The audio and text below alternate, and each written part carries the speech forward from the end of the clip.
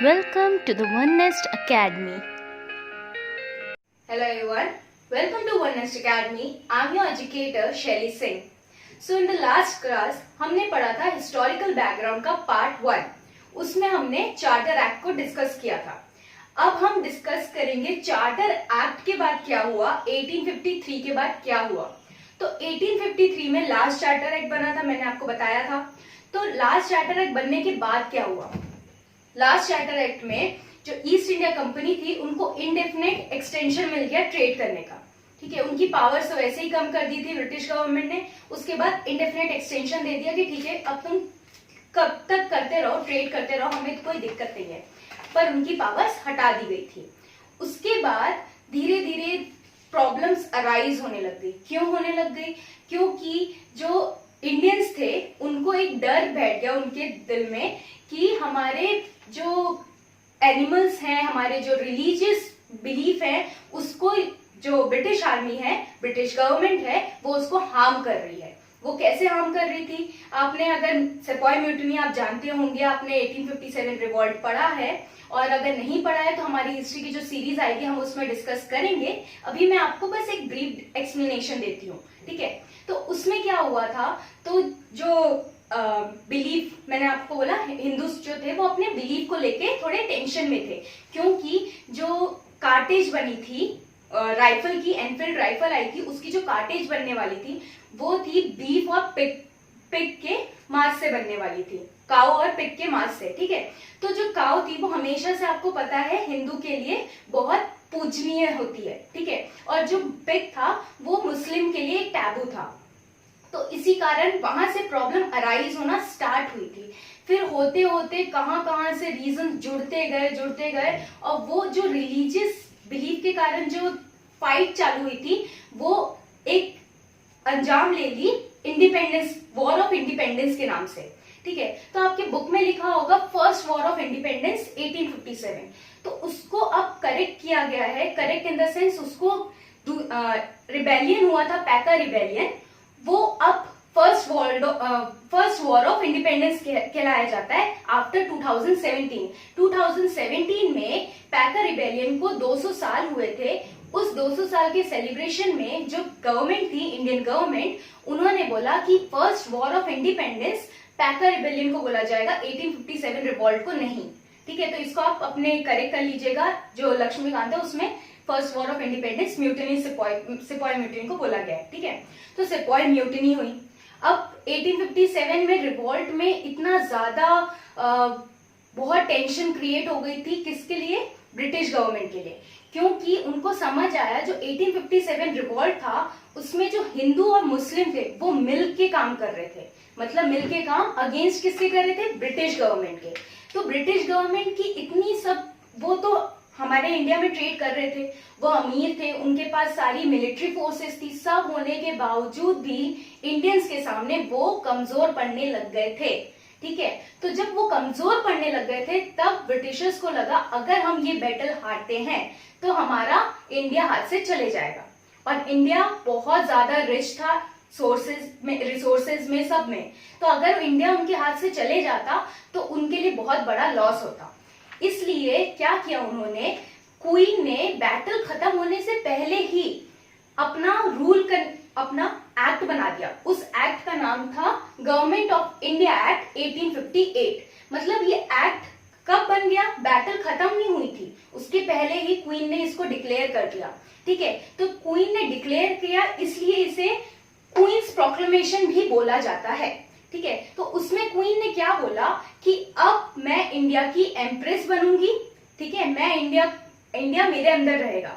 ठीक है, तो इंडिया का प्रोक्लेमेशन क्वीन ने क्या किया? प्रोक्लेमेशन किया कि अब मैं इंडिया की एम्प्रेस बनूंगी. उसमें इस एक्ट में उन्होंने क्या बोला? उन्होंने बोला ये act for good government of India कहलाएगा. तो इसका मतलब ये नहीं है कि इसके पहले की जो गवर्नमेंट लोग एक्ट बनाए थे वो इंडिया के लिए अच्छी नहीं थी. उनके अकॉर्डिंग तो उन्होंने सब अच्छा ही किया था.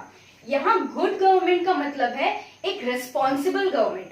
अब रेस्पॉन्सिबल गवर्नमेंट कौन होती है? रेस्पॉन्सिबल गवर्नमेंट वो होती है जो आंसरेबल हो.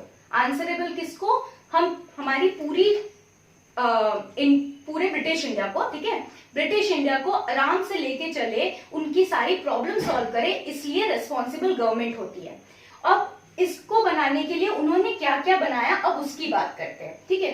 तो पहले तो मैंने आपको बता दिया, British queen Victoria decided to assume sovereignty over India, ठीक है। तो आपके लक्ष्मीकांत बुक में हर मेजेस्टी करके एक वर्ड लिखा होगा, उसका मतलब ये है कि जो क्वीन विक्टोरिया थी उन्होंने बोला कि अब हम आपके इंडिया में रूल करेंगे, मतलब मैं एम्प्रेस बनूंगी इंडिया की, ठीक है। उन्होंने डिसाइड करके आदेश डिक्लेयर कर दिया, इसलिए प्रोक्लेमेशन बोला जाता है। फिर गवर्नर जनरल ऑफ इंडिया थे, उनको वाइस रॉय ऑफ इंडिया बना दिया गया। तो यहाँ गवर्नर जनरल में मैंने पिछले वीडियो में डिस्कस किया कि वो क्यों बने थे गवर्नर जनरल ऑफ इंडिया। पहले गवर्नर ऑफ बंगाल थे, गवर्नर जनरल ऑफ बंगाल बने, फिर गवर्नर जनरल ऑफ इंडिया बने, तो उनके पास ब्रिटिश इंडिया की पूरी पावर्स आ गई थी।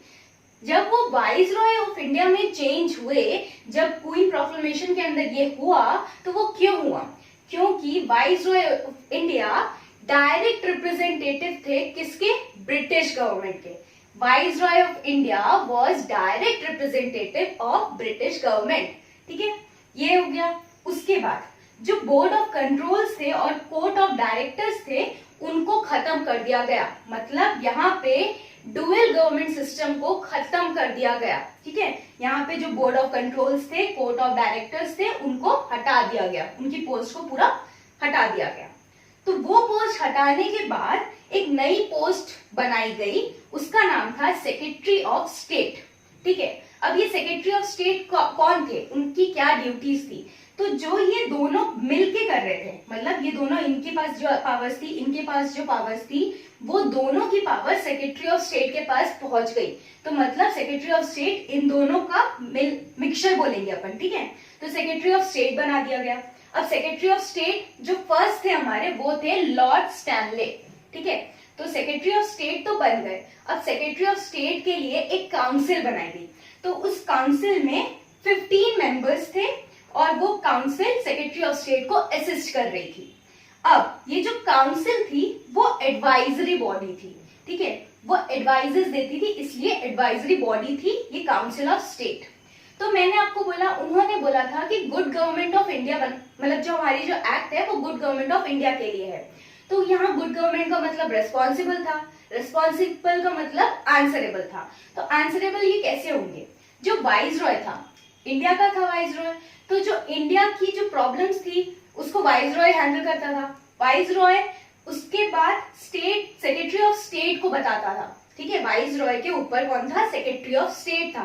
तो फिर उसके बाद जब सेक्रेटरी ऑफ स्टेट था, वो उसके ऊपर ले जाता था पार्लियामेंट में, ठीक है। तो इस तरीके से नीचे से ऊपर तक ले जाते थे, आंसरेबल होते थे, इसलिए good government of India act ये कहलाया गया, ठीक है। इतना आपको समझ आ गया होगा।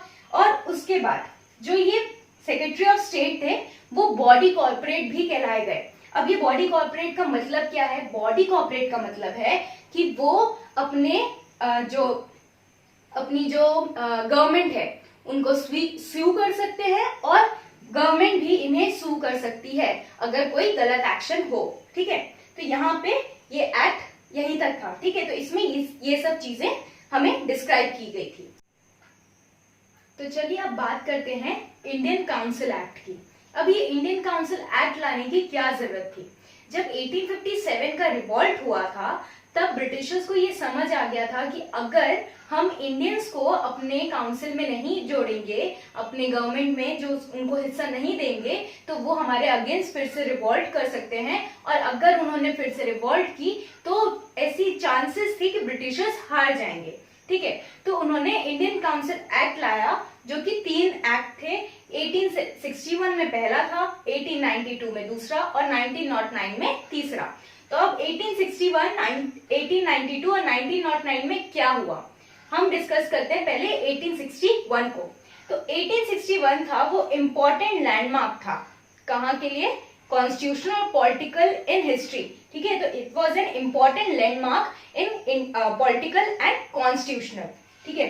तो इसमें क्या हुआ, इसमें इंडियंस को लॉ मेकिंग बॉडी में इंक्लूड किया गया, ठीक है, तो इसका पहला इंपॉर्टेंट पॉइंट था कि इंडियंस को लॉ मेकिंग बॉडी में इंक्लूड करना। फिर जो ये इंडियंस थे वो नॉन ऑफिशियल मेंबर्स थे, ठीक है, उनको इंक्लूड तो किया गया था बट उनको इतनी पावर्स नहीं दी गई थी, इसलिए वो नॉन ऑफिशियल मेंबर्स थे। तो नॉन ऑफिशियल मेंबर्स को किसने अपने काउंसिल में जोड़ा?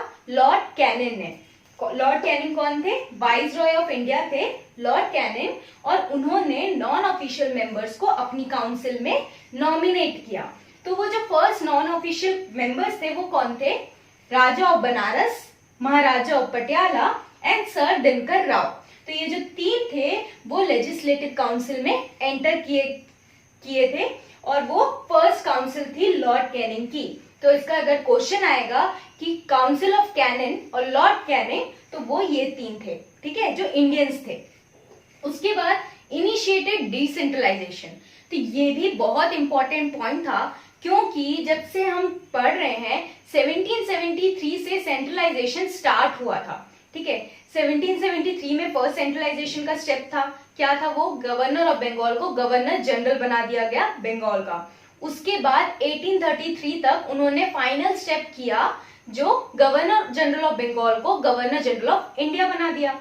उसके बाद जो यहाँ पे इस एक्ट में डिसेंट्रलाइजेशन का फर्स्ट स्टेप था, क्योंकि पावर्स को डिवाइड किया गया, ठीक है, तो ये डिसेंट्रलाइजेशन का फर्स्ट स्टेप है, फर्स्ट याद रखिएगा।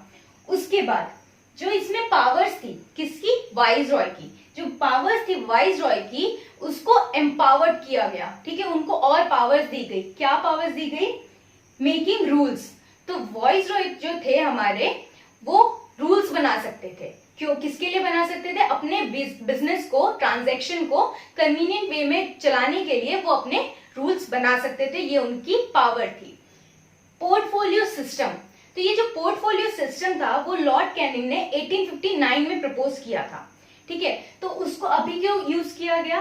क्योंकि 1859 में पोर्टफोलियो सिस्टम में उन्होंने डिस्क्राइब किया था कि काउंसिल का एक मेंबर एक डिपार्टमेंट को संभालेगा, और फिर वो डिपार्टमेंट की जो भी उनकी डिसीजंस होंगी उसके लिए कौन जवाबदारी देगा? वो पर्टिकुलर मेंबर देगा। इसलिए पोर्टफोलियो सिस्टम बनाया गया था। तो ये पोर्टफोलियो सिस्टम इसलिए बनाया गया था क्योंकि जो इनकी लॉर्ड कैनिंग की, वाइसरॉय की जो पावर्स हैं उनको आराम से वो संभाल सकें, इसलिए काउंसिल का एक मेंबर एक डिपार्टमेंट को देखेगा और उसके डिसीजंस वो ही पर्टिकुलर मेंबर लेगा, ठीक है। तो ये पोर्टफोलियो सिस्टम ऐसा था।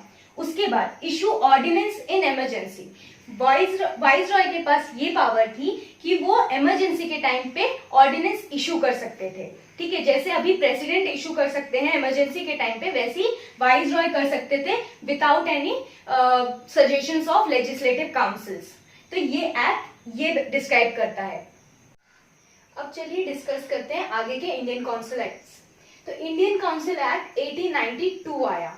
अब इसमें क्या था? इसमें increase number of additional members. तो कौन से एडिशनल मेंबर्स? जो काउंसिल थी जिसमें इंडियन मेंबर्स को इंक्लूड किया गया था इंडियन काउंसिल एक्ट में 1861 में, उसके इंक्रीज कर दिए नंबर्स को, ठीक है। फिर भी उनको नॉन ऑफिशियल मेंबर्स ही रखा गया था। उसके बाद Indians were granted right to ask question and discuss budget. तो ये जो पॉइंट है ये बहुत ही इंपॉर्टेंट पॉइंट है, क्योंकि इसके क्वेश्चन सीजीपीएससी और यूपीएससी में आ चुके हैं, ठीक है। तो Indians were granted rights in the Council Act 1892 to ask questions and discuss budget। तो इसको आप ध्यान रखिएगा। उसके बाद क्या हुआ? Recommendation of Provincial and Legislative Council and Bengal Chamber of Commerce। तो जो लेजिस्लेटिव काउंसिल के लिए कौन बनाता था लेजिस्लेटिव काउंसिल? वाइसरॉय बनाते थे। तो वाइसरॉय अपने मन से नॉमिनेशन पहले करते थे। इस एक्ट के आने के बाद उनको रिकमेंडेशन लेनी पड़ी प्रोविंशियल लेजिस्लेटिव काउंसिल से और बंगाल चैम्बर ऑफ कॉमर्स से, ठीक है। क्या बनाने के लिए? सेंट्रल लेजिस्लेटिव काउंसिल बनाने के लिए उनको इनकी रिकमेंडेशन लेनी पड़ती थी। उसके बाद recommendation of district board, municipalities, universities, trade associations, जमींदार एंड चैम्बर्स। तो इन सब की रिकमेंडेशन क्यों ली जाती थी? प्रोविंशियल लेजिस्लेटिव काउंसिल बनाने के लिए। प्रोविंशियल लेजिस्लेटिव की काउंसिल और बंगाल चैम्बर ऑफ कॉमर्स की रिकमेंडेशन सेंट्रल लेजिस्लेटिव काउंसिल बनाने के लिए ली जाती थी, और district board, municipalities, universities, trade association, जमींदार और चैम्बर्स की रिकमेंडेशन प्रोविंशियल लेजिस्लेटिव काउंसिल के लिए बनाने के लिए ली जाती थी। तो इस एक्ट में यही इंपॉर्टेंट बातें थी। अब बात करते हैं मॉर्ले मिंटो रिफॉर्म। ये भी इंडियन काउंसिल एक्ट है 1909 का, पर इस एक्ट को मॉर्ले मिंटो रिफॉर्म भी बोला जाता है। वो क्यों बोला जाता है? क्योंकि ये जो मॉर्ले जी थे, लॉर्ड मॉर्ले, वो थे सेक्रेटरी ऑफ स्टेट, और जो मिंटो जी थे, लॉर्ड मिंटो, वो थे वाइसरॉय ऑफ इंडिया 1909 में। अब इस एक्ट में क्या हुआ? Rise in the size of legislative council. ठीक है, यहाँ पे लेजिस्लेटिव काउंसिल में एडिशनल मेंबर्स जोड़े गए थे, नॉन ऑफिशियल मेंबर्स जो इंडियंस थे। यहाँ पे उसको और उसमें मेंबर्स में और तरक्की हुई। उसमें सेंट्रल में 16 मेंबर्स से 60 मेंबर्स बन गए, और जो प्रोविंशियल थे उनका नंबर्स हमें नहीं पता है, क्योंकि वो किसी में ज्यादा थे, किसी में कम थे, वो यूनिफॉर्म नहीं थे। तो इसलिए सेंट्रल में 16 से 60 तो हो गए, और प्रोविंशियल में नॉट यूनिफॉर्म थे। उसके बाद introduced an Indian into executive council. अभी तक जो इंडियंस थे वो लेजिस्लेटिव काउंसिल में इंक्लूडेड थे, पर एग्जीक्यूटिव काउंसिल में नहीं थे। तो इस एक्ट में 1909 के काउंसिल एक्ट में एग्जीक्यूटिव काउंसिल में इंडियंस को एंट्री दी गई। तो जो फर्स्ट एग्जीक्यूटिव काउंसिल में एंट्री लेने वाले इंसान थे वो थे सत्येंद्र प्रसाद सिन्हा। अब ये जो थे वो थे लॉ मेंबर। ठीक है, एग्जीक्यूटिव काउंसिल के लॉ मेंबर थे सत्येंद्र प्रसाद सिन्हा। उसके बाद introduce system of communal representation for Muslims. तो इस पर्टिकुलर एक्ट के लिए, इस पर्टिकुलर लॉ की क्या जरूरत थी? इस लॉ को इसलिए बनाया गया क्योंकि 1857 रिवॉल्ट में ब्रिटिशर्स को समझ आ गया था कि हिंदू और मुस्लिम जब एकता के साथ हमारे अगेंस्ट आएंगे तो हम हार जाएंगे। इसलिए उन्होंने डिवाइड एंड रूल स्टार्ट किया और एक कम्युनल रिप्रेजेंटेशन बनाया सेपरेट मुस्लिम्स के लिए। तो उसका मतलब ये था कि जो मुस्लिम्स होंगे वो ही मुस्लिम्स को नॉमिनेट इलेक्ट कर पाएंगे। ठीक है, वोटर्स जो होंगे वो मुस्लिम्स होंगे। तो सेपरेट इलेक्टोरेट बनाया गया। और legalize communalism and Lord Minto is called the father of communalism. तो इस एक्ट में कम्युनलिज्म लीगलाइज्ड हो गया। ठीक है, और उसको लीगलाइज किसने किया? Lord Minto. लॉर्ड मिंटो क्यों? क्योंकि वो हमारे वाइसरॉय थे, तो इसलिए लॉर्ड मिंटो को फादर ऑफ कम्युनलिज्म बोला जाता है। ये बहुत इंपॉर्टेंट है, इसके भी क्वेश्चंस आते हैं, तो इसको आप ध्यान रखिएगा। चलिए अब बात करते हैं गवर्नमेंट ऑफ इंडिया एक्ट 1919 की। तो गवर्नमेंट ऑफ इंडिया एक्ट 1919 आने के पहले वर्ल्ड वॉर 1 हो चुकी थी। ठीक है, तो वर्ल्ड वॉर 1 में ये समझ आ गया ब्रिटिशर्स को कि इंडियंस को अपने राइट्स के बारे में पता चल गया है, वो हमारे अगेंस्ट आने लग गए हैं। तो उन्होंने गवर्नमेंट ऑफ इंडिया एक्ट बनाया दूसरा, और बोला कि हमारा मेन मोटिव है कि इंडिया को अच्छे से रूल किया जाए, इसलिए हम ये एक्ट बना रहे हैं। ठीक है, उन्होंने ये डिक्लेयर किया। तो इस एक्ट में क्या हुआ? Montag Chelmsford. ठीक है, इस एक्ट को मॉन्टैग चेम्सफोर्ड भी बोला जाता है, क्योंकि जो मॉन्टैग थे वो सेक्रेटरी ऑफ स्टेट थे, और जो चेम्सफोर्ड थे वो वाइसरॉय थे। तो जो भी एक्ट होते हैं जिनका और नाम होता है, उसमें हमेशा जो पहला नाम होता है वो सेक्रेटरी ऑफ स्टेट होता है, और जो दूसरा होता है वो वाइसरॉय होता है। ठीक है, तो इस एक्ट को मॉन्टैग चेम्सफोर्ड भी बोला जाता था।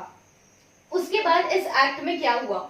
इस एक्ट में relaxed central over provinces, central control over provinces. तो इसमें क्या किया गया? इसमें जो 1919 के पहले इंडियंस को अपने राइट्स पता चल गए थे, इंडियंस ने बोला कि आप डिवीजन ऑफ पावर कीजिए। ठीक है, सबको इक्वल नहीं तो पावर्स तो दीजिए। गवर्नमेंट, ब्रिटिश गवर्नमेंट से उन्होंने मांग की थी। तो इसमें उन्होंने इस तरीके से इस एक्ट को बनाया कि इंडियंस को लगे कि डिवीजन ऑफ पावर मिल रही है। तो पहला पॉइंट था relax central control over provinces. जो सेंट्रल का कंट्रोल था प्रोविंसेस के ओवर, उसको खत्म कर दिया गया, और सबके लिए अलग अलग सब्जेक्ट बनाए गए, सेंट्रल के लिए अलग, प्रोविंसेस के लिए अलग, और बोला गया कि आप इस सब्जेक्ट्स में डिस्कस कर सकते हैं, इसमें आप अपने रूल्स बना सकते हैं। Second, system of dyarchy. तो ये बहुत इंपॉर्टेंट है। क्यों इंपॉर्टेंट है? क्योंकि इसमें सेंट्रल और प्रोविंशियल को डिवाइड कर दिया गया, ठीक है, और प्रोविंशियल को और फर्दर डिवाइड किया गया ट्रांसफर्ड और रिजर्व्ड में। तो ये ट्रांसफर्ड क्या था? ट्रांसफर्ड में गवर्नर लेजिस्लेटिव काउंसिल के साथ अपने डिसीजंस ले सकता था, और रिजर्व्ड में, रिजर्व लिस्ट में गवर्नर विद एग्जीक्यूटिव काउंसिल। तो इस जो रिजर्व लिस्ट थी इसमें लेजिस्लेटिव काउंसिल पार्ट नहीं लेती थी और इसमें एग्जीक्यूटिव काउंसिल पार्ट नहीं लेती थी। तो डायरकी में सेंट्रल और प्रोविंशियल को डिवाइड कर दिया गया और प्रोविंशियल को फर्दर डिवाइड किया गया ट्रांसफर्ड और रिजर्व में, ठीक है। उसके बाद बायकैमरलिज्म को इंट्रोड्यूस किया गया। अब ये बायकैमरलिज्म क्या होता है? बायकैमरलिज्म मतलब उस लेजिस्लेटिव जो काउंसिल थी उसको दो पार्ट्स में डिवाइड कर दिया गया, लोअर हाउस और अपर हाउस।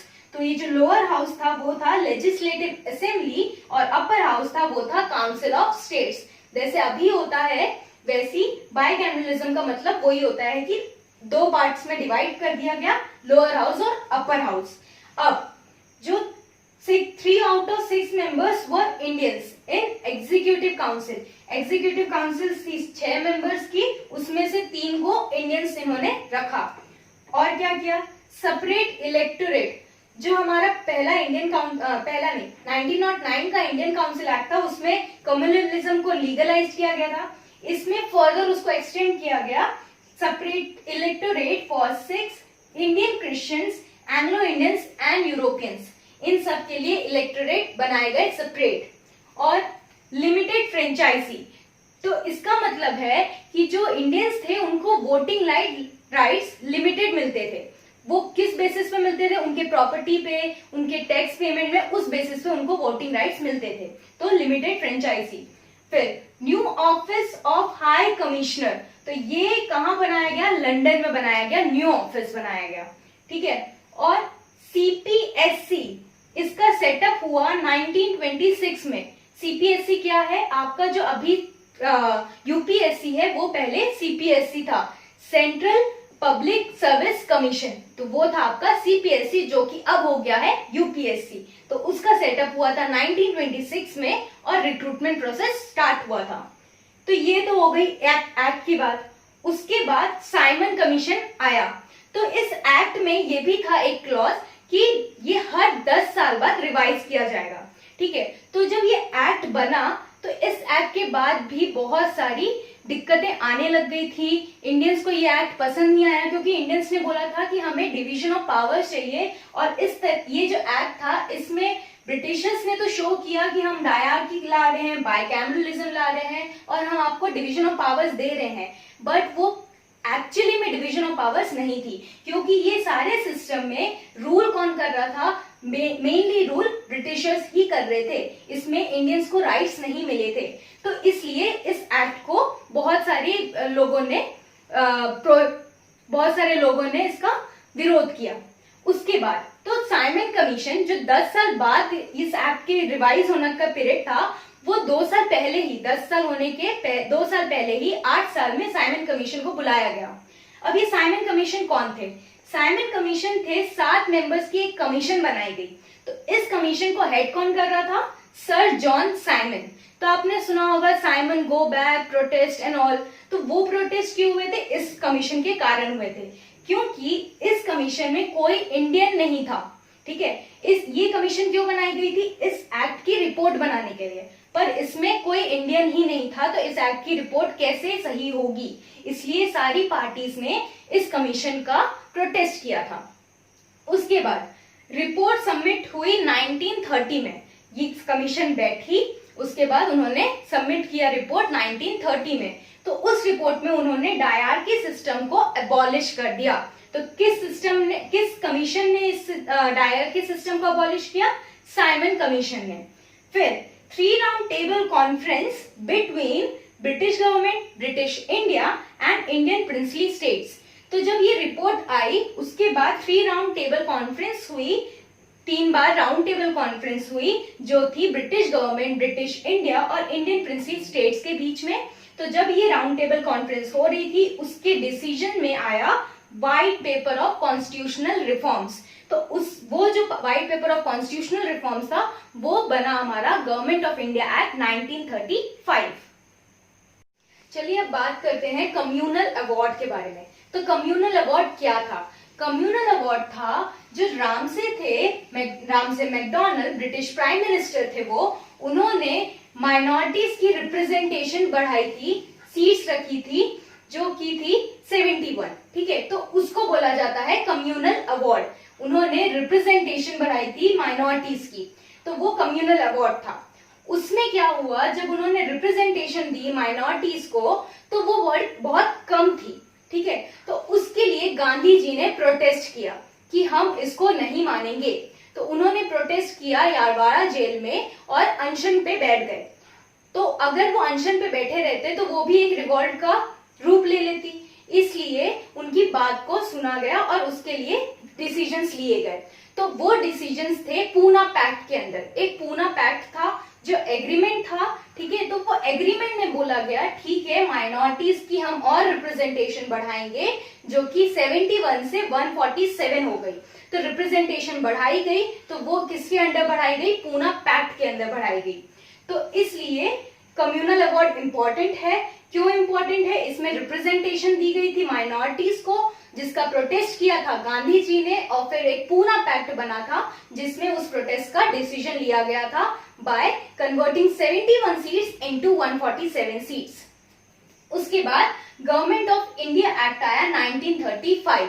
जो हमारा पुराना गवर्नमेंट ऑफ इंडिया एक्ट था, जो second government of India act था, उसमें जो प्रॉब्लम्स थी उसके लिए जो साइमन कमीशन बैठाई गई थी, जो उसकी रिपोर्ट आई थी 1930 को, उसमें जो डिसीजन लिए गए थे वो 1935 के गवर्नमेंट एक्ट में इंक्लूड किए गए। तो गवर्नमेंट एक्ट 1935 सेकेंड माइलस्टोन है, क्योंकि जो हमारा आज का कॉन्स्टिट्यूशन है उसके 50% parts, 40% parts government of India act 1935 के हैं। तो उसमें क्या था? उसमें 321 सेक्शंस थे और 10 शेड्यूल्स थे, ठीक है। तो ये जो थे ये काइंड ऑफ कॉन्स्टिट्यूशन ही हुआ, ठीक है। ये एक तरीके का कॉन्स्टिट्यूशन ही बना था 1935 के गवर्नमेंट ऑफ इंडिया एक्ट में। तो उसके 321 सेक्शंस थे और 10 शेड्यूल्स थे। और इसमें क्या हुआ था? पावर ऑफ डिस्ट्रीब्यूशन हुआ था। कैसे? इसमें लिस्ट बनी थी, फेडरल लिस्ट, प्रोविंशियल लिस्ट और कंकरेंट लिस्ट। पर वो लिस्ट कभी काम पे नहीं आई, वो कभी काम पे इसलिए नहीं आई क्योंकि प्रिंसली स्टेट्स ने उसको मानने से मना कर दिया था। तो ये जो पावर ऑफ डिस्ट्रीब्यूशन थी वो कभी नहीं हुई, ठीक है। और क्या हुआ? RBI established. इस एक्ट के अंदर आरबीआई एस्टैब्लिश हुआ था। कब हुआ था? 1 अप्रैल 1935 को। कहाँ हुआ था? कोलकाता में हुआ था। तो RBI was established under in government of India act 1935 on 1 April 1935 at Kolkata. उसके बाद फेडरल कोर्ट एस्टैब्लिश हुआ था 1937 को। तो फेडरल कोर्ट भी किसके अंदर एस्टैब्लिश हुआ? गवर्नमेंट ऑफ इंडिया एक्ट 1935 में। पर वो एस्टैब्लिश कब हुआ? 1937 में। कहाँ एस्टैब्लिश हुआ? दिल्ली में वो एस्टैब्लिश हुआ था। और adoption of dyarchy in centre.